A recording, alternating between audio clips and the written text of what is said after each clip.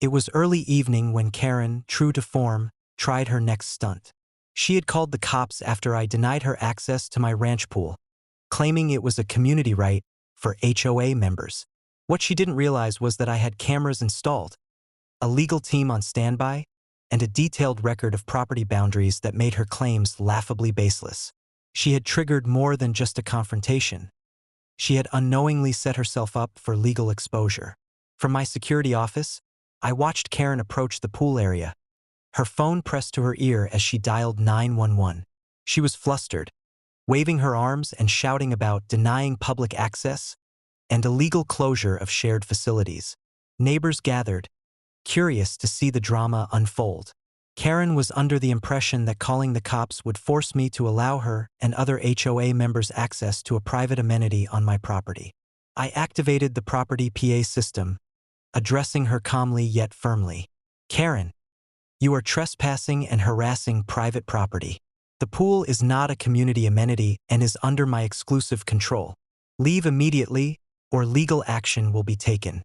Karen ignored the warning and began waving her clipboard aggressively, trying to rally the neighbors and intimidate me. She shouted, "This is a human rights violation. Everyone deserves access." Meanwhile, I watched the cameras that monitored the pool area, capturing every move she made, including her attempts to circumvent the gates. Minutes later, deputies arrived, prompted by Karen's own 911 call. She attempted to explain that HOA rules entitled her and other members to access the pool, but the deputies quickly reviewed property deeds and verified that the pool was privately owned and not subject to HOA jurisdiction. Karen's argument crumbled immediately under the weight of legal facts. I approached calmly, documenting everything. "Ma'am, this is private property. Your claims of access are baseless.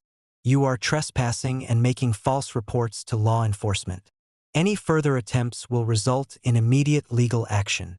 Karen flailed, trying to assert authority, but every word she spoke was being recorded by both my security system and the arriving deputies. Her repeated calls to 911 were also logged, forming an undeniable paper trail of harassment and misuse of emergency services. As the situation unfolded, I noticed that neighbors and passing ranch staff were observing.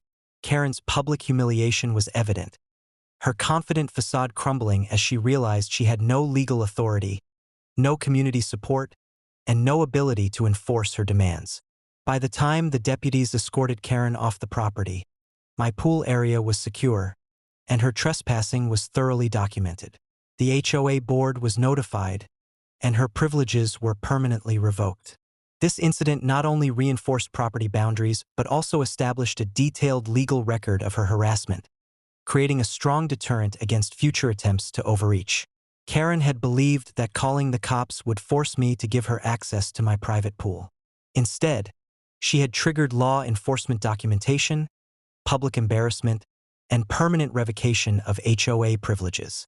The incident was a clear reminder that private property rights are protected, and attempts to circumvent them through intimidation or false reporting will not succeed.